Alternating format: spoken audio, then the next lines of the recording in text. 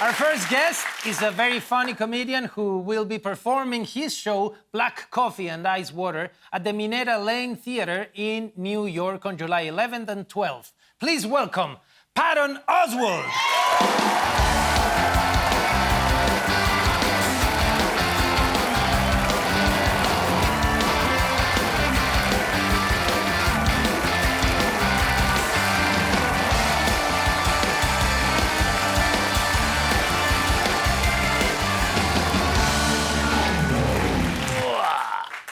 Oh my God. You know, they said, and now you can relax because you're just chatting with a friend. And I'm freaking out. Are you all wound up? Yeah, because I'm not supposed to take this chat into an interesting place. Diego, we're just starting to BS with each other. Go. All right.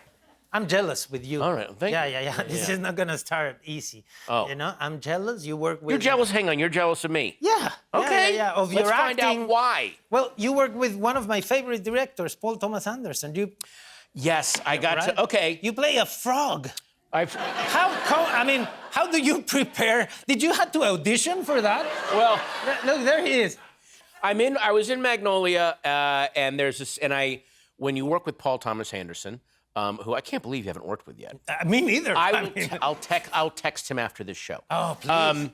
You only see the pages of the script that you're in. You don't read the whole script. So I was like, so I'm dealing blackjack and now I'm in a tree. What is this? And he just said, look, I can't explain. I'll just say, you're the first frog that falls out of the sky. And that's all he said. And then when I saw the movie, oh, okay, I get it now. What a movie to be It was in, no? awesome. I was so lucky to get to do that. We met once when he was sitting here and I was sitting there. It was like a screening of Andor, and you were the host, and we had a Q&A, and you were fantastic. I was. It was the best Q&A. I mean, no, really, the best Q&A of the whole tour for us. It was very special. Yeah. At the Paley Fest, right? I hosted the Paley Fest on Andor and got to talk to all of you guys. Got to talk to How do you prepare to that? How did I prepare to host a Star Wars event? I started back in 1977 when I was 8.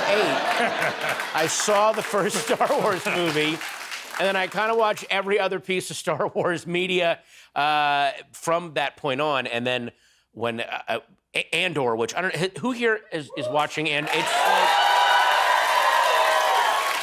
it's just, look, I love Star Wars, but Andor is next level. But how next? Can you? Here's how next it is. I just love you saying well, this. Well, listen, it's because it's like above the heights that Star Wars has already hit, and then it goes beyond it in that you're watching Andor going, I can't believe I'm watching a Star Wars show, and this is the most relevant thing to what's going on in this country in terms of like the weird kind of fascist takeover that's happening and all of the terror. In fact, here's the one bad thing about Andor. When you watch Andor, which is brilliantly acted, all the characters are nuanced. There's monsters and robots and stormtroopers. And then when you watch the news is like a version of Andor. It's like they did Andor, but without the special effects, with terrible actors. And you're just like, I don't know why don't they just show? It's insane. It's so frustrating watching that. Yeah. I love your love for Star Wars. I share that love. I grew up watching the films.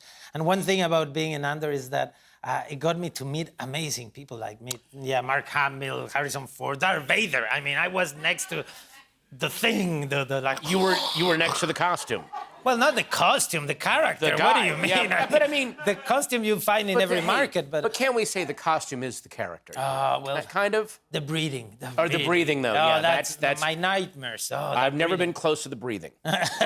I did hang out with Tommy Chong last weekend, so that was kind of close. Like a nice kind of... But his is way more mellow. Yeah. I met Harrison Ford. Oh, you did? Well, all right. This is one of my most embarrassing encounters ever because I love Harrison Ford, and one of my favorite movies is Blade Runner. And I was hosting an award show, and he was giving an award to M. Emmett Walsh. And I met him, and my brain fritzed out. I was like, wow, so you're giving an award to M. Emmett Walsh. What movie did you do with him? And he's like, I did Blade Runner. I was like, That's right. Like I tried to turn it into like I had quizzed him, and then he got the answer right, and you could just see in his face like, I'm so done with this kid. I can't. It was so awkward. So yeah. And you have kids. Do you? I've got my daughter is now 16. Oh, my son is 16. Your son is 16. Yeah. Yeah. Does your daughter like going to camps in summer and all of that? She's like lethally adventurous, where she'll always run toward the most dangerous thing she can find. Last week she went swimming with sharks. Oh no! Off of Hawaii in a cage. Sent me footage. I'm like, I'm swimming with sharks, Dad. I'm like, I don't know if you're my daughter because that is so terrible. When she went to camp, even when she was little, she had this really kind of dark sense of like going toward danger. So when she was little, she went to camp. And her mom was like, now listen, when you get to camp, just send us a quick note to say, I'm alive. Like, just let us know you're okay. Because they take their phones away from them. Exactly. And so we were so worried. And then she waited 2 weeks and then sent us a note. And this was the note that she sent. It was, I'm alive. Like, that's all she mailed us. So, and like, so she waited 2 weeks for a perfect punchline. It was just, mwah. It was so great, man. I love that. That's more than my son and my daughter have said to me. Really? Yeah. Oh, man. No, that's not true. And I have to apologize now. Yeah, you better. Because they're old enough to watch this. I can't use them anymore.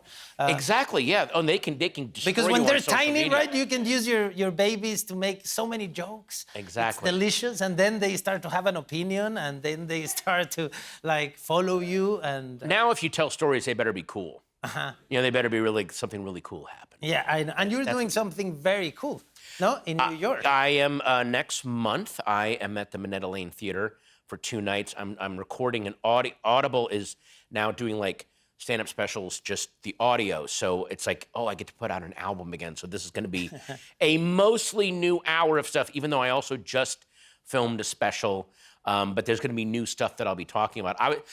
You know this, the way the news is every day, we're just living in this insane, it's like we're just stuck in a dryer being tumbled constantly all day. So I gotta keep, updating whatever it is I'm talking about, or you look insane if you don't acknowledge it. Do you know what I mean? I believe it's dark times to do comedy because it is very dark. It's very difficult to achieve something better than what the president of this country does in his phone. Well, it's hard to find something ridiculous. Like, one thing that I was realizing when I watch the footage of these ICE agents that are out there, and again, I hate what they're doing, but in a weird way, I feel bad for the ICE agents because it's so clear, like, this was their fantasy to, like, dress up like Judge Dredd and go out and make justice. But the thing is, they're shaped like me. Like, they don't look like these hot... They look like Pillsbury stormtroopers. Like, they're kind of... Like the pudge is kind of sticking out of the body armor. So they all look like... Remember that, like, when you open a tube of, like, Pillsbury dough and the dough just kind of goes like that? So that's them. So if I could just speak directly to the ICE agents right now, like in the camera. You should. I mean, which is the camera? Yeah. I'll look in this camera right here. Over okay, there, here we go. I mean, could you play, like, some nice, like, moody, sweet little music while I'm doing this? Like, ready? Okay, there. That's nice. Hey, guys, it's Patton Oswalt from Ratatouille.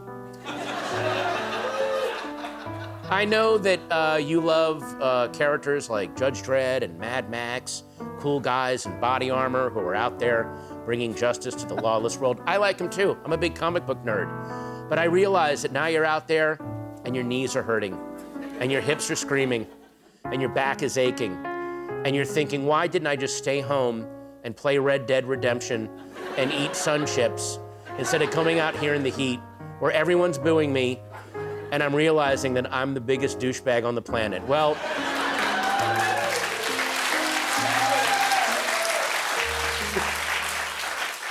there is still hope. There is.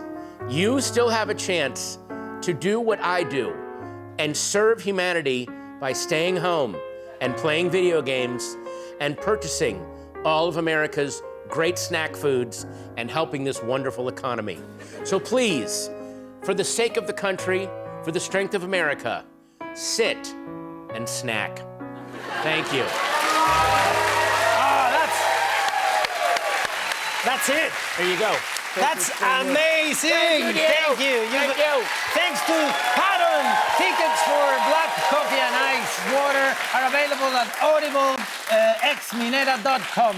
We'll be back with the great Adria Arjona. Guillermo, do you know how many subscribers we have on YouTube now? 20 million. That's right, yeah, that's why we're wearing these glasses. Thanks for being a subscriber. If you're not, help us get to 20,000,001.